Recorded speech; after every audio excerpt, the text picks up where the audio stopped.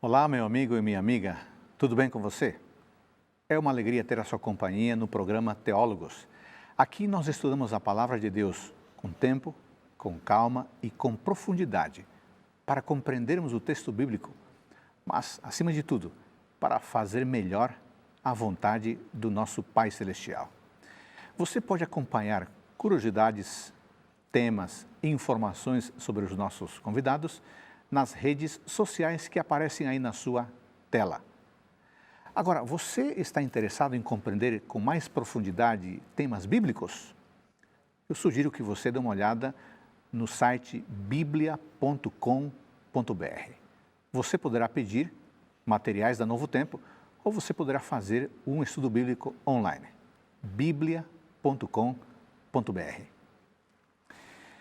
Ao longo da história da igreja cristã, o tema do pecado foi ensinado, escreveu-se muito sobre ele e foi bastante comentado. Mas parece que nos últimos 2 séculos, com grande influência do iluminismo, o tema ficou esquecido no imaginário das pessoas, a tal ponto de alguns se questionarem se de fato existe pecado ou não seria o pecado apenas um mito ou discurso religioso. Fundamentados no Salmo 32, nós vamos estudar esse tema.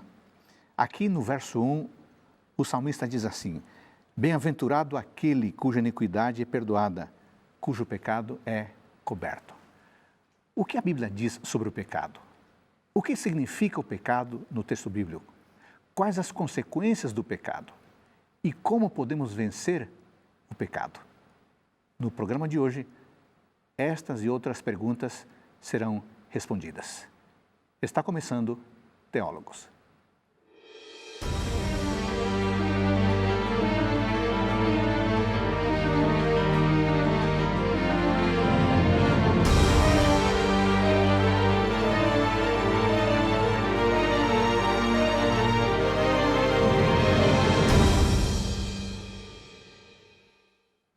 No programa de hoje vamos tratar do tema do pecado.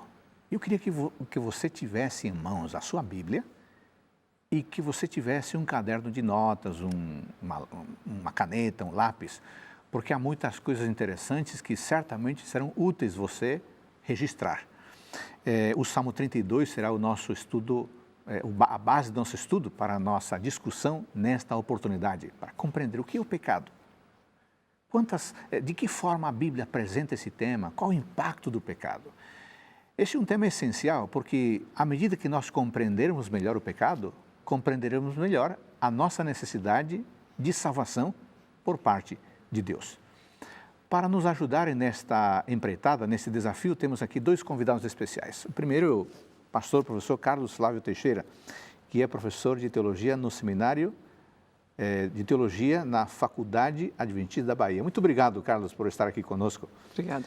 Ô Carlos, no seu estudo, nas suas pesquisas, o que você tem escrito? Algum artigo, algum livro, algum manual? Conte para nós, por favor. Sim, eu tenho trabalhado alguns temas que são relacionados à área de teologia sistemática, a qual eu leciono no seminário. Entretanto, tenho me dedicado à pesquisa de temas específicos, como, por exemplo, hermenêutica bíblica. Uhum. E agora, ultimamente, eu tenho trabalhado nesse tema e está saindo aí uma publicação, um livro sobre interpretação da Bíblia. Muito bem. Há alguma outra área de interesse que você tem produzido, algum material? Acho que você também escreveu na área de filosofia. Sim, também escrevi sobre filosofia e a influência da filosofia na teologia cristã. Há um livro que eu escrevi, que o título é Teologia e Filosofia. Carlos, muito obrigado por estar conosco nesta oportunidade. O nosso outro convidado também vem da Faculdade Adventista da Bahia, professor pastor Leonardo Nunes. Obrigado por você tirar o tempo para estar conosco, para nos ajudar a compreender melhor este tema sobre o pecado a partir do Salmo 32 e outros textos da Bíblia. Leonardo, nos seus estudos, nas suas pesquisas, mencione algum artigo, capítulo de livro que você tem contribuído nos últimos tempos. Eu escrevi sobre o reino de Deus e a parábola, dentro da parábola do semeador em Mateus, alguns anos atrás. Um artigo publicado numa revista judaica na Rússia, sobre Jesus como rabi, os outros rabis, uma comparação dos ensinos bíblicos com os ensinos da Mishnah. Publicamos um artigo sobre Joséfo, sobre Flávio Joséfo e a visão que ele tinha do santuário. Saiu agora, há 15 dias atrás, o capítulo de um livro que eu escrevi com o Dr. Alexander Bolotnikov sobre o Santuário Celestial na literatura rabínica. Dois capítulos de um livro-texto usado na Andrews para o estudo dos evangelhos. Algumas coisas Legal. por aí. Bom, a vida acadêmica exige, né, que nós estejamos em constante estudo, leitura, produção de textos, que são para beneficiar os estudantes e também para a comunidade, né, que acompanha e que tem interesse nos temas bíblico-teológicos. Amigos, o nosso tema de hoje é a respeito do pecado. Esse é um tema que está presente desde as primeiras páginas da Bíblia. E nesse primeiro tópico, nós queremos compreender um pouco melhor o assunto do pecado. E vamos nos deter, em grande medida, no Salmo 32. Salmo 32 é um salmo didático, é um salmo da autoria de Davi, diz o próprio texto. Carlos, a partir do Salmo 32, como é que a Bíblia define o pecado? Sim, o Salmo 32, para a gente responder essa questão, nós temos que lembrar que o Salmo 32 tem um contexto. Né? O Salmo 32 faz parte do que nós chamamos de 7 salmos penitenciais, que teriam sido salmos escritos por Davi no contexto da experiência de pecado dele com Batseba, o assassinato de Urias, e não ter assumido isso por quase um ano diante da nação. Foi. E aí Deus vem falar com ele, manda o profeta e, como resultado do seu arrependimento, Davi aprende a duras penas algumas lições sobre o pecado e por isso o salmo é chamado aqui de salmo didático, porque é um salmo de não só de compartilhar a experiência de Davi, mas também de ensinar quais as lições que ele aprendeu sobre o pecado.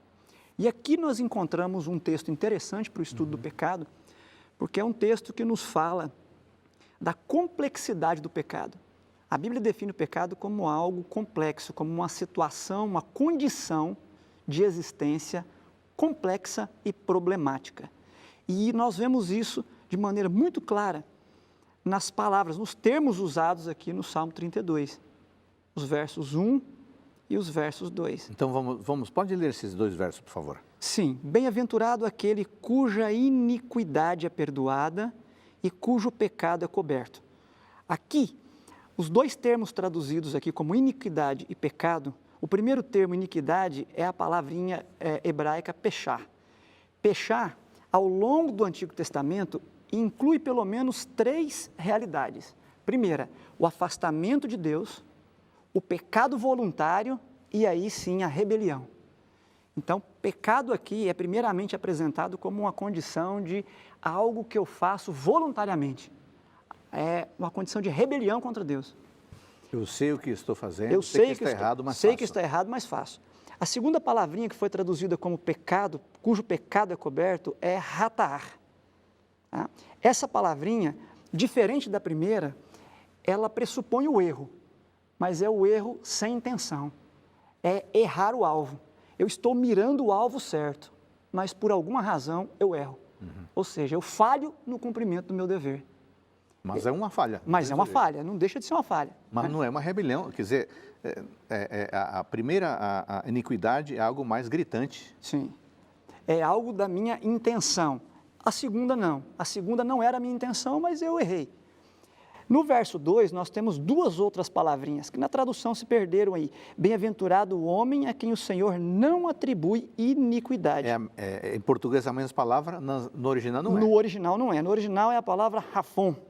Essa palavra é interessante a profundidade dela, porque ela indica uma condição do ser, uma distorção moral, tá? Uma espécie de perversidade, uma culpa que tem algo a ver com o ser. Enquanto as 2 primeiras têm algo a ver com fazer, essa tem a ver com o ser, com a minha natureza, com algo do meu ser que não está bem. E a última palavrinha que foi traduzida aqui, em cujo espírito não há dolo, é a palavrinha remiar, que é uma palavra também de extrema relevância E fala aqui. do ser também, né? Que fala do ser também, mas em como eu estou manipulando esse ser. A palavrinha remiar significa engano, dolo, fraude. Traição. Traição. É quando eu quero dissimular aquilo que eu sou e aquilo que eu faço ou deixo de fazer. Então, esses 4 termos aqui em Salmo 32 nos indica a primeira lição com relação ao pecado. O que é o pecado? Nesses textos, a Bíblia está dizendo, o pecado é algo extremamente complexo. Tem a ver com o que eu faço de errado, com o que é o certo que eu deixo de fazer, tem a ver com aquilo que eu sou, como é que está a minha condição moral, e tem a ver também com o que eu faço, reconhecendo ou não aquilo que eu sou. Vamos tentar fazer uma leitura agora, considerando os significados no seu contexto original? Interessante. Você está com a sua Bíblia em mãos aí? Então, Salmo 32, 1 e 2. Bem-aventurado aquele cuja rebelião é perdoada. Sim. Cujo pecado... Cuja fraqueza é coberta. Bem-aventurado o homem a quem o Senhor não atribui perversidade. E em cujo espírito não há falsidade, engano, traição. Assume outro contexto. É outro contexto. Outra percepção, Sim. o texto bíblico. Mas, Leonardo, não é só no Antigo Testamento que temos diversas palavras para definir o pecado, né? Para mostrar como é complexo esse assunto do pecado. O que dizer do Novo Testamento? O Novo Testamento usa 10 palavras. 10? Pelo menos 10. Porque, de repente, se a gente estudar um pouco mais, a gente vai tentar encontrar outras. Mas pelo menos 10 que a gente tem encontrado. Sim. Você tem hamartia, você tem ofeleima, você tem parabase, você tem paraptoma, paracoê, anomia, agnoema, retema, e poneria, adiquia, e por aí vai. Cada uma delas fala de um aspecto diferente Agora, do que é pecado. Um grupo de palavras dessas fala da ação pecaminosa e outro grupo fala da condição pecaminosa, não é isso? E tudo nesse meio, da ação e da condição, e tudo nesse meio aí. Agora, Carlos, por que tantas palavras? Por que tanta diversidade linguística? Por que tantos vocábulos para um conceito? Eu acho que Deus, ao inspirar o escritor bíblico a usar palavras diferentes, Deus está nos conduzindo a uma lição básica. Não dá para a gente reduzir a ideia de pecado. Pecado é algo tão complexo, tão grave, que nós não podemos reduzir ao significado de um termo ou a uma condição apenas. Pecado, para ser bem entendido, ele tem que ser entendido no contexto de todos esses usos que é feito ao longo de toda a Bíblia. Agora, Leonardo, poderíamos dizer que compreender o pecado, tanto como ação, quanto como condição, está correto esse raciocínio? Eu acho que a gente precisa realmente ter essa compreensão mais abarcante, mais profunda sobre o pecado. Não porque nós queiramos o pecado, mas é porque para entender justamente aquilo que nós temos que fugir.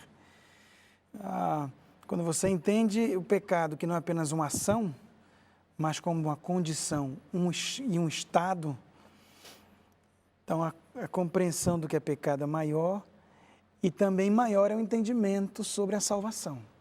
Uhum. Eu acho que é o ponto principal. Afinal de contas, né, eu posso perguntar, do que Deus está me salvando? Se minha compreensão de pecado é muito limitada, eu não sei direito do que está me salvando. Afinal de contas, talvez Deus fez algo muito grande para uma coisa tão pequena que eu cometi, né?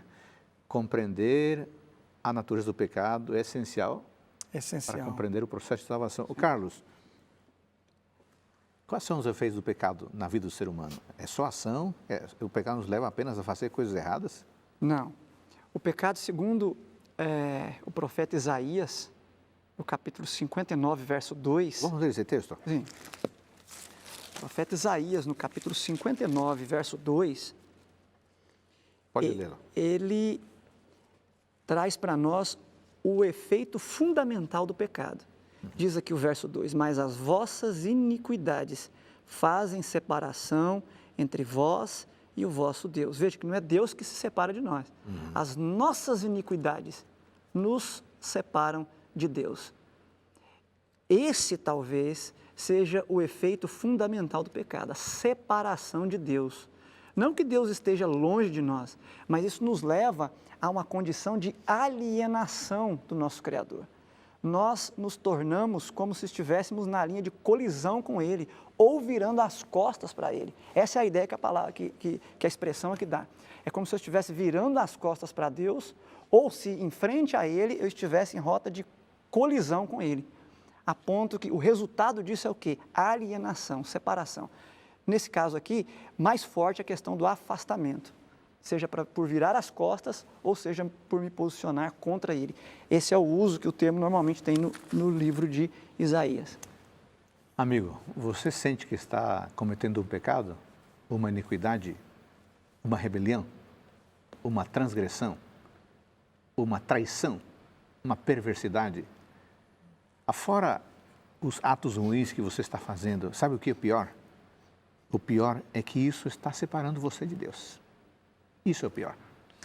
Leonardo, estamos falando de efeitos apenas na vida espiritual ou os efeitos do pecado alcançam o ser humano como um todo? Alcança cada molécula do ser humano. Quando você vai para Gênesis, que Deus diz uma coisa e Adão e Eva procuram fazer outra coisa, esse pecado, ele se transforma em rebelião. Não apenas uma separação, mas agora também uma rebelião. Uma rebelião contra o Criador. E o resultado disso é que a própria natureza, quando nós comparamos Gênesis 1 e 2 com Gênesis 3, Adão e Eva são colocados para cuidar da natureza. E agora, por causa deles, a natureza começa a sofrer. Seu filho morre. E antes o homem que era para viver eternamente, agora é uma utopia, nós queremos viver tomando qualquer tipo de remédio que seja. Então, o próprio DNA do ser humano, eu não sou médico nem biólogo, mas o que a gente vê é que até o próprio DNA ele tem, parece que uma data de validade que não passa daquilo. Né? E sabe uma coisa interessante? Falando em Gênesis mostra para nós que o pecado ele afeta 3 dimensões preciosas da vida humana. Muito bem, eu acho que a gente pode abordar com mais calma isso no próximo bloco. Não esquece disso não, Carlos. As 3 dimensões do efeito do pecado. Amigos e amigas, o pecado é tão complexo que a Bíblia usa diversos termos, diversas palavras para tentar defini-lo. Isso significa que ele é perigoso, é complexo e que nós não devemos brincar com o pecado. Vamos compreender um pouco melhor os desdobramentos do pecado no próximo bloco. Voltamos em instante.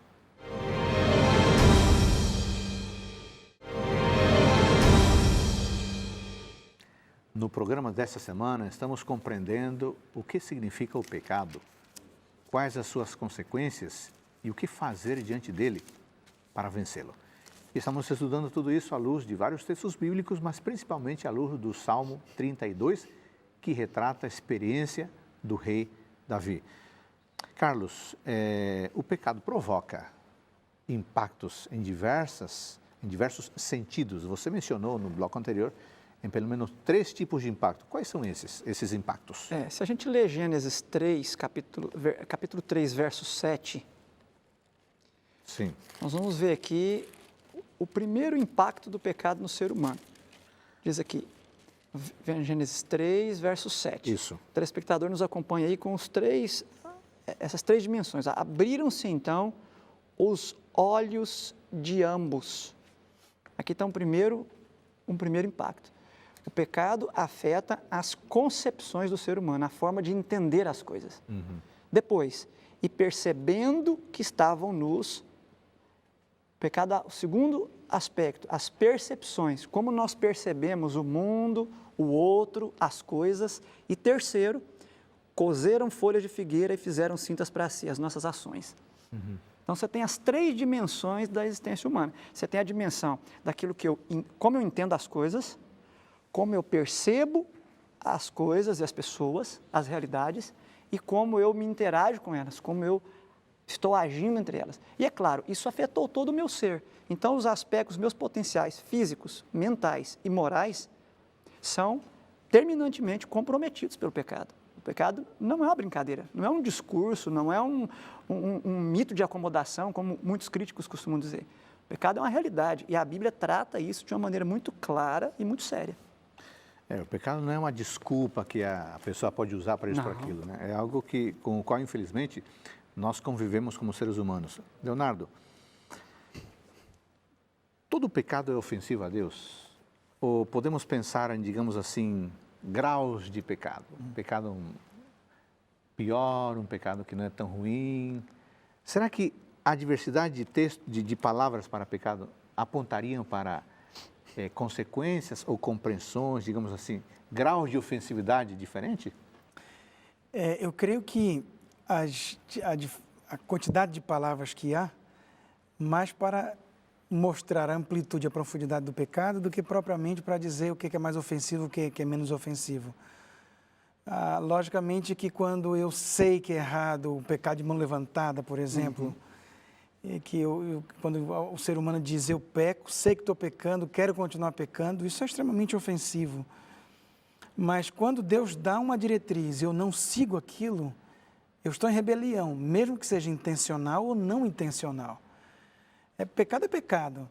Agora, nós podemos ver, usando de pecado, coisas que são mais ofensivas ou talvez menos ofensivas, mas pecado é pecado e é sempre rebelião contra Deus ou apatia em relação ao inimigo. Porque rebelião, quando Deus me diz, faça uma coisa e eu quero fazer a minha própria vontade. E apatia, porque Deus me disse uma coisa, o inimigo disse outra e eu faço o que o inimigo me disse. Então, eu não tive forças para ser contrário àquilo que ele me falou. É fraqueza. Então, se por um lado é rebelião, por outro lado é fraqueza. Não importa se seja um pecado de mão levantada, ou um pecado de ação, ou alguma coisa intencional. Pecado é pecado. Eu me lembro de um livro que eu li há pouco tempo, do Jerry Bridges, que é um autor americano. O título do livro é Pecados Intocáveis. A tradução do livro seria Pecados Intocáveis. O que ele trata nesse livro que eu achei interessante e é bem contextual para o tempo que nós estamos vivendo. Há uma tentativa de se marcar graus de ofensividade do pecado, coisa que a Escritura não deixa espaço. Porque o pecado, seja ele qual for, ele é igualmente ofensivo a Deus. Nós podemos falar de graus, de culpas e de consequências, mas não de ofensa. Pecado é pecado. Não existe na Escritura Sagrada pecadinho ou pecadão. Isso é produto da consciência pós-moderna, né? Para tentar criar uma zona de acomodação, talvez. Mas, e aí nesse livro, Jerry Bridges fala, olha, tem alguns pecados que a gente levanta a mão e condena rapidamente. É estranho a qualquer um, mas tem outros que a gente às vezes cultiva e a gente não acha tão escandaloso, né? E isso é perigoso, porque a Escritura não trata com graus de ofensividade do pecado. O pecado, seja ele qual for, é igualmente ofensivo a Deus. Jesus foi para a cruz por causa de todo e qualquer pecado. Agora, é possível falar em graus de culpa e de consequência, aí a gente vai para outras compreensões. Agora, Leonardo, no verso 3 diz assim, enquanto calei os meus pecados, envelheceram os meus ossos. Aqui dá a impressão que Davi reconhece a sua culpa. Há uma relação direta entre pecado e culpa? O pecado, geralmente, em todos, gera culpa? Isso é extremamente interessante e importante. Porque assim que o homem peca, diz a Bíblia em Gênesis 3, que Deus vem para se encontrar com o homem e a primeira coisa que ele faz é fugir. Então vem a culpabilidade. E é interessante por quê? Porque tem pessoas que dizem que não existe pecado, que o pecado é uma invenção para criar nas pessoas culpa e criar dor e uma série de coisas. Mas o interessante é que se você conversar com qualquer pessoa, mesmo que ela diga que não há pecado, e você disser assim para ela, olha, fala sério, olha, quero conversar com você depois. A pessoa já vai começar a pensar, o que eu falei, o que não fiz? A culpabilidade está no coração do ser humano porque o homem é pecador por natureza. Alguns anos atrás eu recebi um e-mail de uma seita satânica, dizendo que Satanás libertava a pessoa do pecado, porque tirava a lei. Quando tirava a lei, não tinha culpa, perdão, não tinha pecado. Quando não tinha pecado, não tinha culpa, não tinha dor de consciência, então a pessoa era livre. Melhor ficar com Satanás. É justamente essa a reversão do que a palavra de Deus diz lá em Gênesis capítulo 13 e ao longo da Bíblia. Ele disse que quando ele cala, quando ele esconde, quando ele diz que não há, secam-se os ossos, né? E a maior prova da presença do pecado é a presença da culpa no ser humano, independente se ele acredita em Deus ou não. Está você com a sua Bíblia, irmãos? Eu quero que você procure aí Romanos capítulo 13, versículo 23, por favor. Romanos 13, 23. Diz assim: pois todos pecaram e carecem da glória de Deus.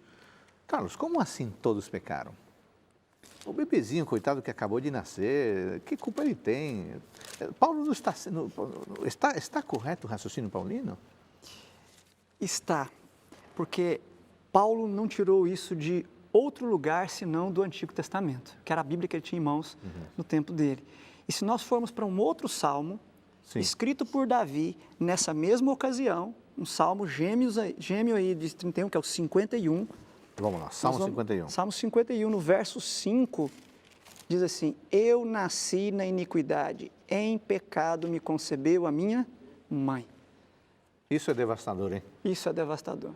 Ou seja, não existe um pequeno inocente. O que existe é um pequeno pecador.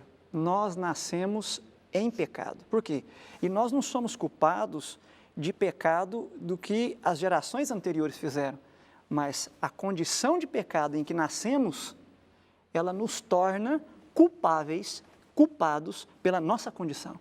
E isso torna necessária a misericórdia divina em nosso favor. Ou seja, o que caracteriza um pecador não é a sua ação, mas a sua condição? Antes de tudo, a sua condição. A sua ação decorre resultado da sua condição, e não o contrário. E o que eu acho interessante nesse verso, Sim. que para mim é um dos mais, não apenas profundos, mas gritantes para falar sobre o pecado, é que não apenas eu nasci pecador,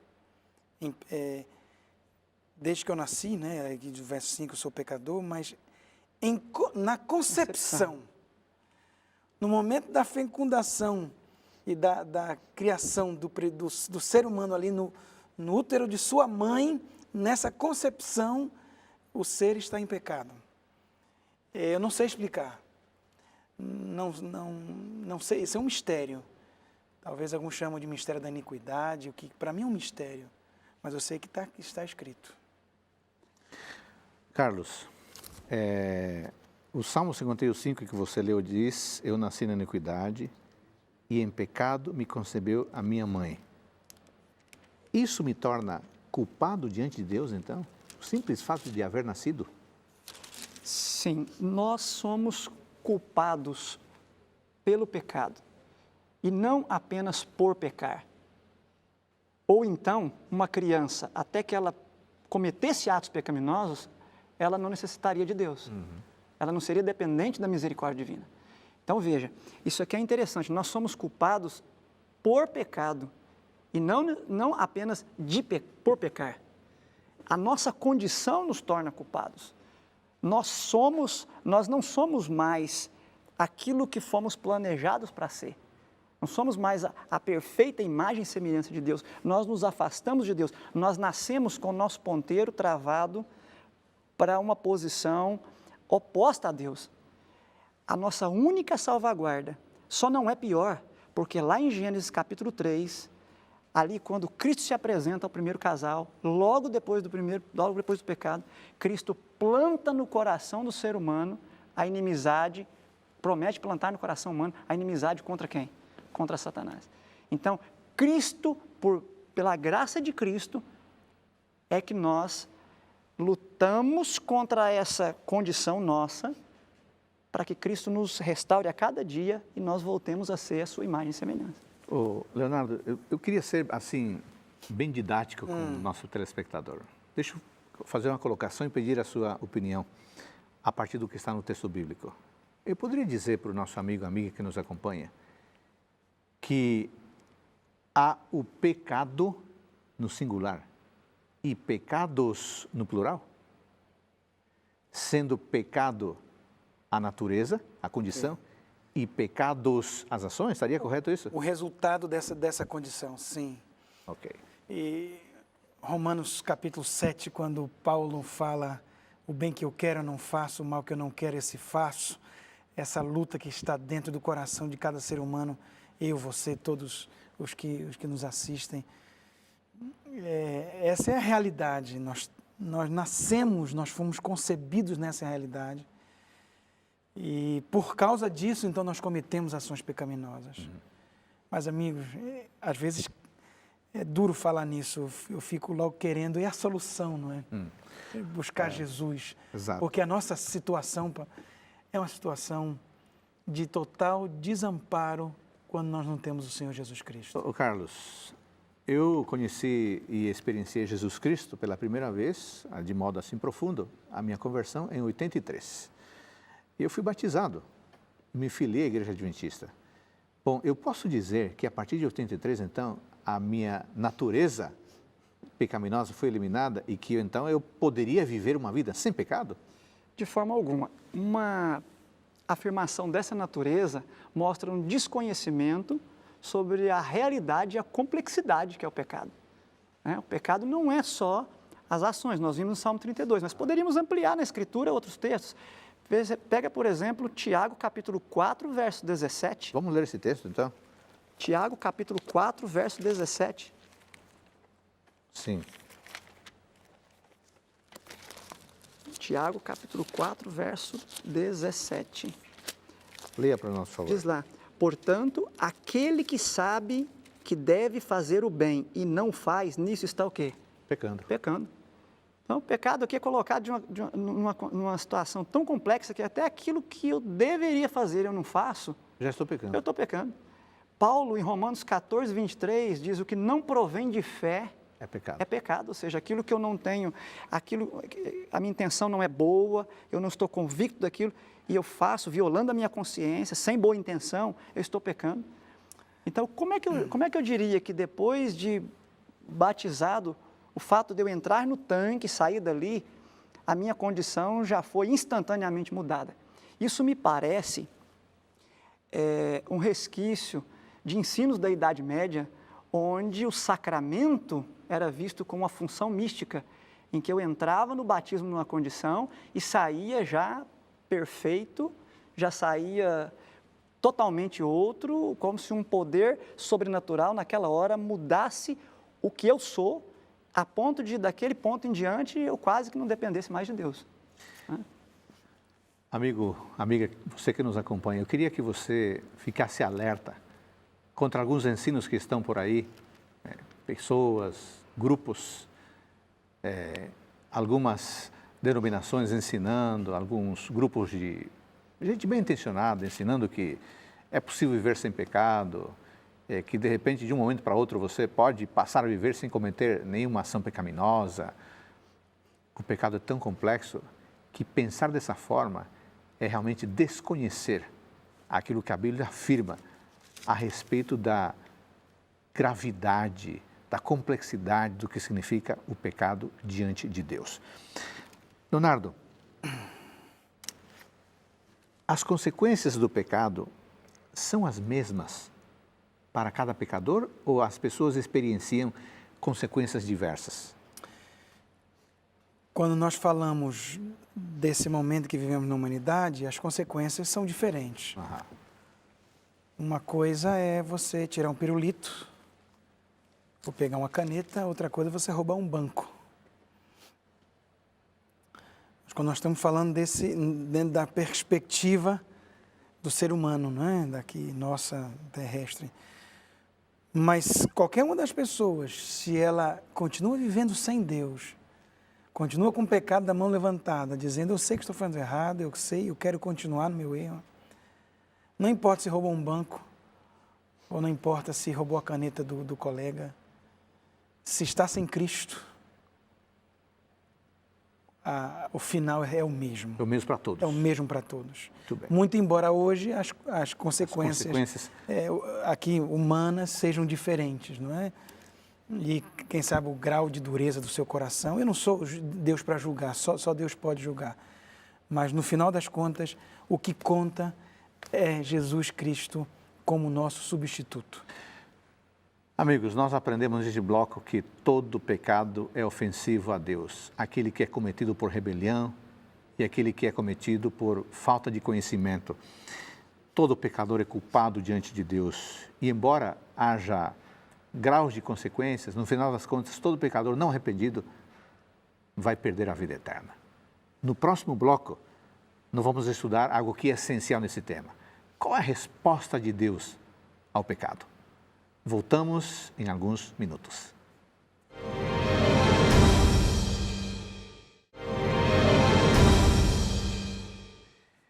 Nesse programa estamos estudando a natureza, o significado, as consequências do pecado. Já vimos que, embora possa haver efeitos diferentes do pecado, diante de Deus, todo pecado é ofensivo.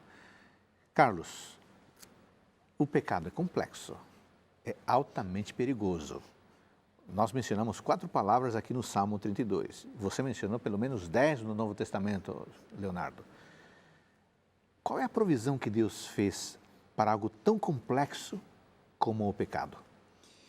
O próprio Salmo 32, no verso 5, a segunda parte do verso, disse, confessarei ao Senhor as minhas transgressões, e tu perdoaste a iniquidade do meu pecado. Davi apresenta aqui qual a provisão divina para essa situação tão complexa em que nós estamos, que é o pecado. O nome dessa provisão é perdão. Embora o nome seja pequeno, embora seja curto o termo, mas esse nome nos remete a um significado muito profundo. O pecado, ele gera ofensividade a Deus, ele gera culpa a nós, ele gera consequências, mas vem Deus com o perdão. O perdão como a solução para o pecado. Agora, Carlos, eu já ouvi algumas pessoas dizendo assim, não parece uma coisa muito justa, não. O assassino, o estuprador, o violento, simplesmente pede perdão e é perdoado? Com base em que Deus é capaz de oferecer algo tão impressionante como é o perdão? Qual é a base para Deus agir de modo justo, ou injusto, ou misericordioso? O que nós podemos pensar sobre isso? É que a base de Deus para perdoar é o próprio Deus. Porque se a base de Deus para perdoar o ser humano fosse o ser humano, aí não tinha jeito, né? Não haveria condições. Né? Porque o injusto não pode cobrir os pecados do injusto. Mas o justo pode. Mas o justo pode. E quem é o justo? O justo é Jesus Cristo. Isso. E por isso ele aparece em Gênesis pela primeira vez. Ele manda Adão matar um cordeiro, tira as vestes do cordeiro e manda que ele trocasse, tirasse as vestes de folhas e colocasse as vestes do cordeiro. O cordeiro representaria ele. Ele cobriria, seria o único capaz de cobrir a nudez do nosso pecado, a nossa vergonha. É interessante, um detalhezinho nesse texto que, em Gênesis 3, Deus mesmo faz a roupa de pele de cordeiro e Deus mesmo veste Adão e a Eva. Um símbolo que aparece em toda a Bíblia de vestimenta, lá em Josué, até Apocalipse 22, 14, bem-aventurado desde já os que lavaram suas vestiduras no sangue do cordeiro. Então, é Deus mesmo que veste, porque nós não temos condição nem de vestir uma roupa diferente. Leonardo, Ele que faz. Leonardo, qual é o processo pelo qual ocorre o perdão? O que eu preciso fazer para obter o perdão? Para ser salvo, o que eu faço é aceitar. Mas o livro Salmo, eu acho que seria interessante voltar para Salmo. O capítulo 32, o verso 5 diz: confessei-te o meu pecado e a minha iniquidade não mais ocultei. O primeiro passo em direção à salvação é confessar. Eu estou falando isso do ponto de vista do ser humano. Porque do ponto de vista divino, quando o ser humano pecou, a primeira coisa que Deus foi sair do seu trono de glória e vir atrás do ser humano, não é?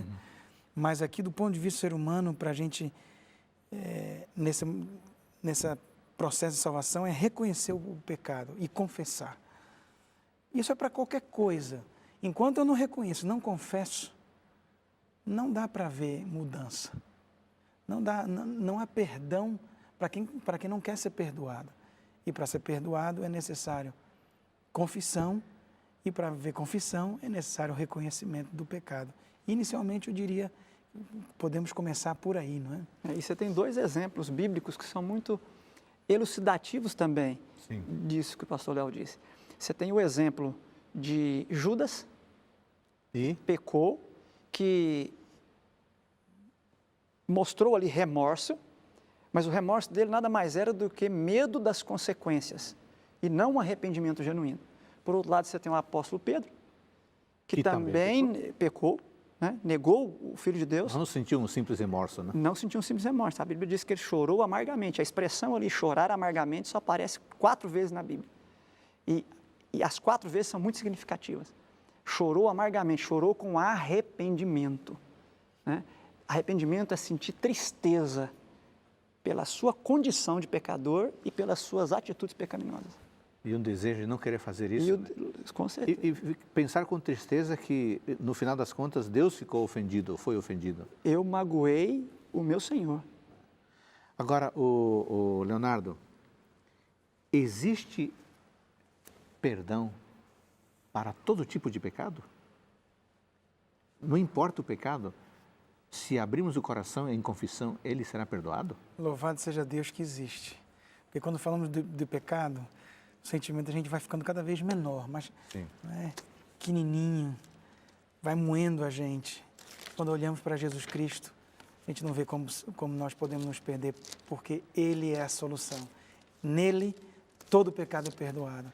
Ele morreu por todos os pecados, até mesmo daqueles que não querem receber o perdão, mas Deus, na sua infinita bondade, no sacrifício de Cristo na cruz do Calvário, já proveu o meio do perdão para todos os pecados, passados, presentes e futuros. Agora, aqui nós estamos falando de uma pessoa, Davi, que aqui é um mentiroso, um traiçoeiro, um adúltero, assassino, dissimulador, mau pai e outras coisas mais. Péssimo rei. E foi perdoado, né? Foi perdoado. Foi perdoado. Que maravilha saber que todo pecado pode ser perdoado. Ô Carlos, tudo bem, temos que confessar. A confissão do pecado é uma ação puramente humana? Eu tomo essa decisão de confessar? Nasce em mim isso? De forma alguma. O Senhor Jesus, quando estava prestes a partir, diante da tristeza dos apóstolos, ele promete o Espírito Santo. Ele disse que o ministério do Espírito Santo seria nos convencer do pecado, da justiça, que só Ele tem, e do juízo que virá para os que não aceitarem essa justiça. Então, veja, até para nos arrepender, nós somos dependentes da graça divina. É o Espírito Santo que, operando em nós, nos convence de que somos pecadores, de que só em Cristo há justiça e de que o juízo virá para todos, arrependidos ou não. Amigos, que maravilha saber que Deus quer nos perdoar, Deus está disposto a nos perdoar. Nós temos que abrir o coração, em sinceridade, pedindo perdão do nosso Pai. Leonardo, tudo bem, eu posso confessar, é o Espírito que produz isso em mim. Agora, Deus apenas me perdoa ou Ele me dá condições também de não voltar a esse pecado, de viver de modo melhor? Ele me dá poder para que eu viva uma vida mais reta, de acordo com a vontade dEle? Graças a Deus, sim. Efésios capítulo 2, verso 8, verso 9, verso 10. Se quiser. Sim, vamos. E vários outros textos, onde ele coloca essas duas coisas muito juntas. Efésios capítulo 2. Vamos lá. Deixa eu abrir aqui. Efésios capítulo 2. Pode, talvez não dê tempo de ler tudo desde o início, mas nos primeiros versos, resumindo, ele mostra como nós somos pecadores, outrora andávamos segundo o príncipe desse mundo, a potestade do ar, em desobediência. Isso. E aí no verso 8 ele diz assim, porque pela graça sois salvos, ou seja, é de graça, é gratuito, vem do coração de Deus, mediante a fé. Isso não vem de vós, é dom de Deus. Não há nada que eu possa fazer para ser salvo. É verdade que eu preciso confessar, reconhecer, mas isso não me garante salvação. Perdão, né? Perdão. Essa salvação vem porque Deus, por sua graça, quer me perdoar. Mas depois que ele fala sobre isso, ele diz assim, verso 10, pois somos feitura dele, criados em Cristo Jesus para as boas obras, as quais Deus de antemão preparou para que andássemos nelas. Quer dizer, não é apenas arrumar o que estava errado, mas dar condições para viver melhor. Sim. Não é graça barata. Jesus me perdoa, eu faço o que eu quero e continuo fazendo. Não é isso. Ele olha para a mulher adúltera e diz, nem eu te condeno. Vai e não peques mais. Nem eu te condeno é bíblico. A salvação pela graça de Deus é bíblico. Mas o vai e não peques mais e andar nos caminhos de Deus em obediência também é bíblico. Carlos, nós enfatizamos no primeiro bloco que o efeito do pecado é devastador. Ele alcança as intenções, a compreensão, as ações. Qual o efeito do perdão? É puramente espiritual ou ele também tem um alcance vasto no ser humano? O efeito do perdão é restaurador também. Davi diz aqui no Salmo 32, e eu acho que Davi é um bom exemplo disso, do efeito restaurador do perdão. Ele diz aqui, verso 3, 32, 3, enquanto calei os meus pecados, envelheceram os meus ossos pelos meus constantes gemidos todo dia. Quer dizer, esse enquanto aqui é uma cláusula de condição. Quer dizer, enquanto perdurou a minha condição de rebeldia, de não confissão, de não estar perdoado, eu padeci. E ele diz aqui, porque a tua mão, verso 4, pesava dia e noite sobre mim. Essa expressão no hebraico, a tua mão pesava sobre mim, ela é usada em vários outros textos e ela indica o quê? Peso de consciência.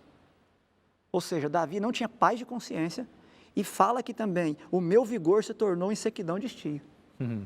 Nem consciência em paz e nem saúde física. A pessoa começa a definhar. Então, qual o efeito do pecado? Primeiro, o pecado te reconcilia, o efeito do perdão. O perdão te reconcilia com Deus. Lembra de Isaías 59, 2? Se o pecado me separa, o perdão me reconcilia com Deus. Segundo, o pecado me traz paz de consciência. Terceiro, o pecado vai me trazer, o perdão vai me trazer paz de consciência. O perdão vai me trazer saúde física. E a partir disso aqui, eu serei uma melhor testemunha desse perdão que eu recebi para outras pessoas. Porque se você for para Salmo 51, aqui tem um outro efeito restaurador do perdão, Salmo 51, 13. Davi diz assim, então, ensinarei aos transgressores os teus caminhos e os pecadores se converterão a ti.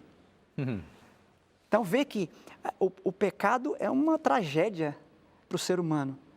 Mas a resposta de Deus, se o pecado é ruína completa, a resposta de Deus é restauração completa em Cristo Jesus, o nosso Senhor. Agora, existe uma frase muito importante que Efésios capítulo 1 repete, em outros lugares da Bíblia, mas Efésios capítulo 1 está muito marcado, que a frase é em Cristo.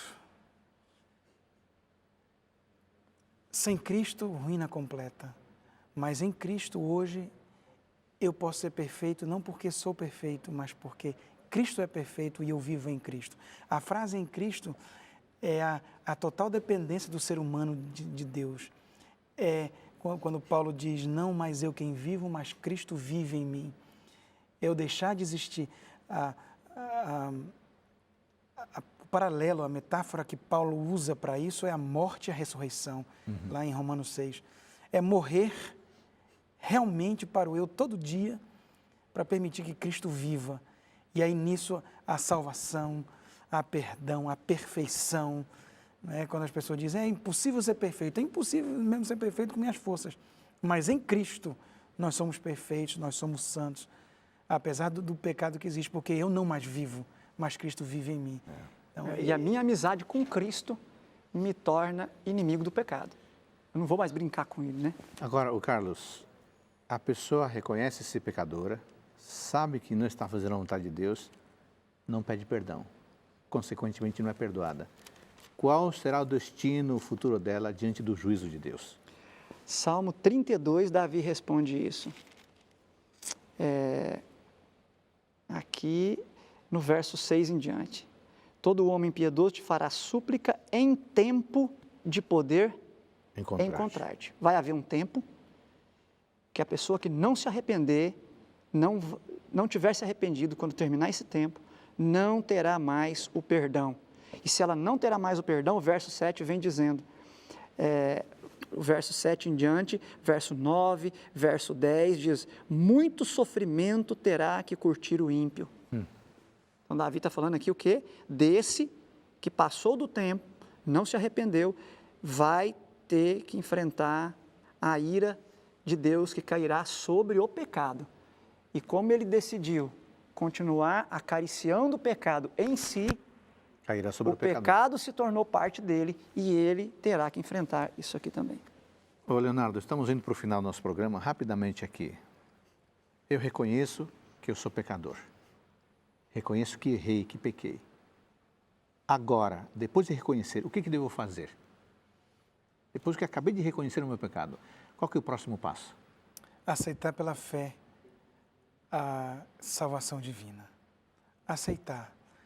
Porque a salvação pela fé, a justificação pela fé, é algo que destrói o meu orgulho. Porque o que o ser humano gosta de saber é que ele faz as coisas pela própria força dele. É assim conosco, com os filhos da gente, que é o desejo de independência.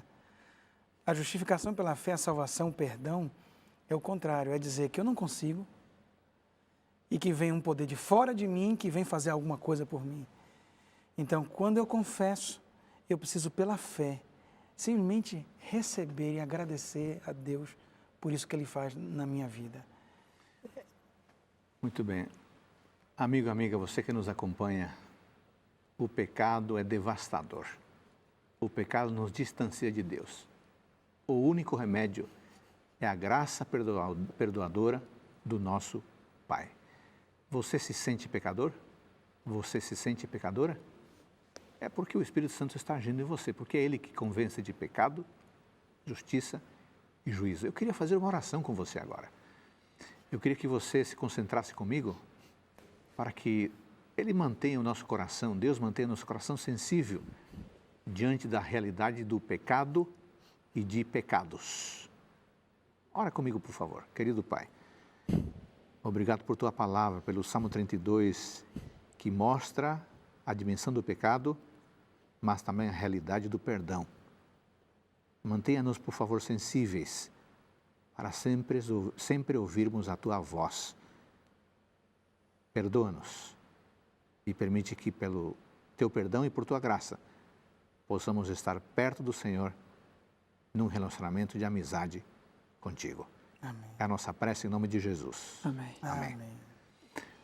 Amigo, muito obrigado por sua companhia hoje.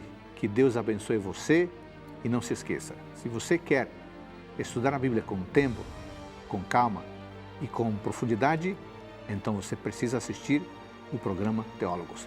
Divulgue esse programa entre os seus amigos e familiares. Que Deus abençoe você.